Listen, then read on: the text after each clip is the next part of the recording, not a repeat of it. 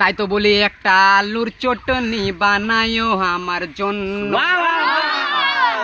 লাল আলু হলেও চলবে, সাদা আলু হলেও চলবে, আলুর চটনিতে লবণ সামান্য। সবাইকে আমার সালাম, আসসালামু আলাইকুম। সবার প্রথমে এই সভায় সকল যুবক ভাইদের স্বাগত জানাচ্ছি। আমি এই সবার সকল যুবক ভাইদের একটা প্রশ্ন করতে চাই যে যুবক ভাইরা এটা কোন মাস চলছে? বলছি আওয়াজ ভালো আসছে তো? আচ্ছা, প্রথম পয়েন্টে আমি বলছি যুবকেরা যে এই মাসে আমাদের থুতু ফেলার দরকার আছে না নাই? আছে। যেরকম প্রথম পয়েন্টটা আমাদের দরকার আছে যুবক ভাইয়েরা, দ্বিতীয় পয়েন্ট বলি আমাদের এই মাসে দাঁতন করা দরকার আছে না নাই? আরো যেটা সব থেকে বড় ইম্পর্টেন্ট কথা সেটা হচ্ছে এই মাসে আমাদের সকাল 10টার সময় ঘুম থেকে উঠার দরকার আছে না নাই? কিছু কিছু যুবকেরা আছে সকাল 7টার সময় ঘুম থেকে উঠে, ঠিক না বেঠিক? একটা ঘটনা বলি আমার নিজের।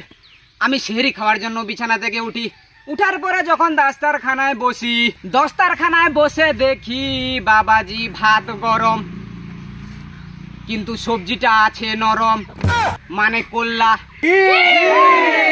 তারেক বক্তা জিন্দাবাদ, তারেক বক্তা জিন্দাবাদ। এসব দেখার পরে কি আর কারো ভাত খাওয়ার ইচ্ছা থাকবে? না। এইসব দেখার পরে আমি বউকে বললাম, বউ তুমি আর দেরি করো না, যাও যাও দৌড়ে যাও, তাড়াতাড়ি রান্নাঘরে যাও, গিয়ে তুমি একটা আলু সেদ্ধ করতে দাও। তাই তো বলি একটা আলুর চটনি বানায়ো আমার জন্য।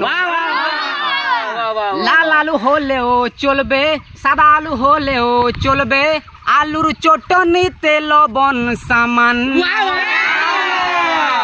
চটনি বানায়ো আমার জন্য, ঠিক কিনা?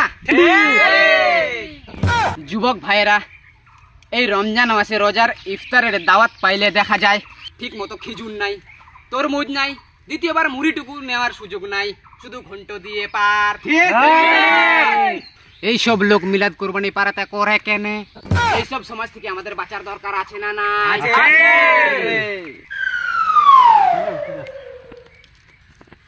ভাই বেরাদার, তোমাদের জোশ দেখে তো বলার অনেক কিছু, কিন্তু চিরকুট আমার হাতে পৌঁছে গেল, বলার আর কিছু নাই। আমার পাশে আরো বড় বক্তা আছে, এই বড় বক্তার আমি কি প্রশংসা করব? আমার ভাষা নাই, আমার মানে আওয়াজ নাই। তো তোমরা যদি এই মানে বক্তার যদি তোমরা ভাষণ শুনতে চাও, মুখের কিছু কথা শুনতে চাও, তোমাদের ওয়েট করতে হবে দ্বিতীয় পার্টে। যারা যারা এখনো চ্যানেলটা সাবস্ক্রাইব করো নাই, চ্যানেলটাকে সাবস্ক্রাইব করো, ফেসবুক পেজটাকে ফলো করো। এইসব ভিডিও দেখার জন্য চ্যানেলটা সাবস্ক্রাইব করা দরকার আছে না না?